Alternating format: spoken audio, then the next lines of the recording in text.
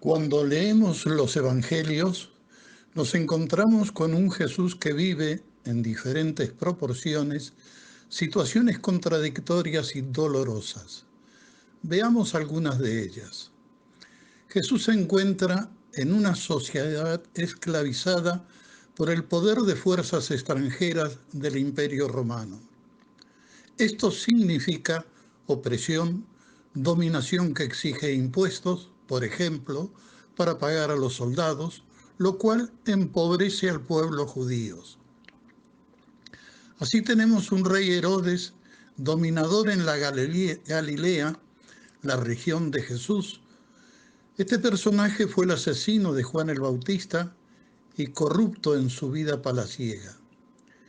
Y en Jerusalén, un Poncio Pilato, también asesino del pueblo y que ejercía su dominio aliado al poder religioso del Sanedrín, de los sumos sacerdotes, Anás y Caifás, de los doctores de la ley, de los fariseos que exigían al pueblo lo que ellos no cumplían.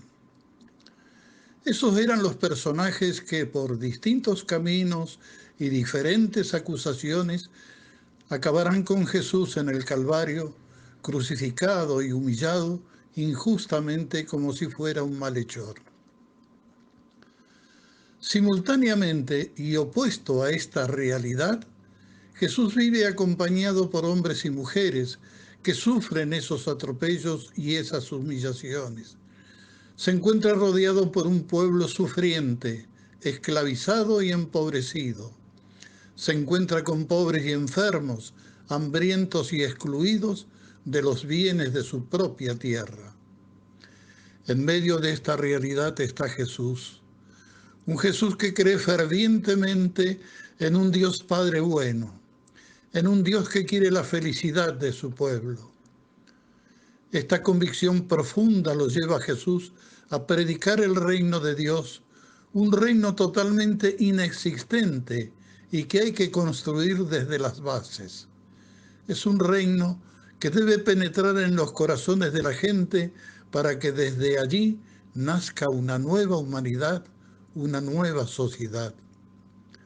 Jesús cree en ese Dios, en ese reinado de Dios, en ese Dios que alegra los corazones, que da buenas noticias para todos, que ofrece una sociedad de iguales en un clima fraternal y solidario. La situación de Jesús se agrava aún más. Entre la realidad que vive el pueblo, que vive él mismo, que vive su gente, y el silencio de Dios que calla, que no interviene, que por momentos pareciera ser cómplice de esa dominación y de todas esas injusticias. Jesús sufre esa profunda tensión entre lo que ve y vive y entre lo que cree y confía. Nada humano le es ajeno y tampoco nada divino le es extraño. Le cuesta aceptar esa dolorosa contradicción, esa sufriente realidad. Es lo que expresa en el huerto de los olivos en su oración en Getsemaní. Padre, si es posible, aleja de mí este cáliz, este sufrimiento, esta tremenda injusticia que se avecina en mi vida. Sabe lo que sus enemigos religiosos y políticos le tienen reservado. No es un iluso. Es consciente que debe asumir las consecuencias de sus enseñanzas y de su vida en favor de una nueva humanidad, de una sociedad más justa, sin opresores, sin dominadores, donde todos puedan gozar de los mismos beneficios, que nadie sea más que nadie. Luego sus palabras en la cruz. Dios mío, ¿por qué me has abandonado?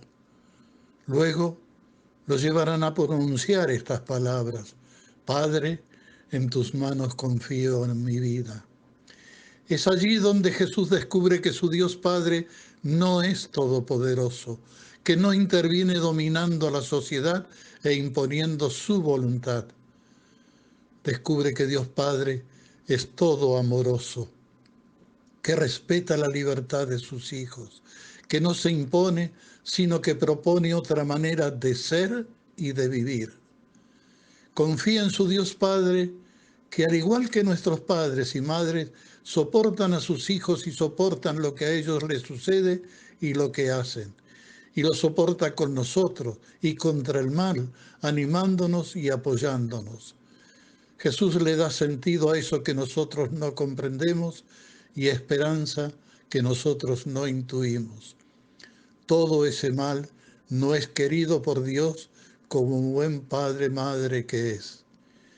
He aquí la gran prueba que soportó Jesús, que soportamos nosotros y que nos lleva a veces a excluirlo a Dios de la alegría y de la felicidad.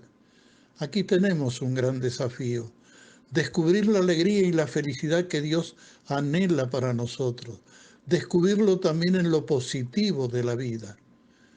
En estos momentos de COVID-19, de la pandemia, urge que los creyentes en Jesús y en el Dios de Jesús vivamos no solo el sufrimiento, el mal, la incertidumbre como monopolio de esta vida, sino también que es patrimonio de esta humanidad temporal la dicha y la felicidad.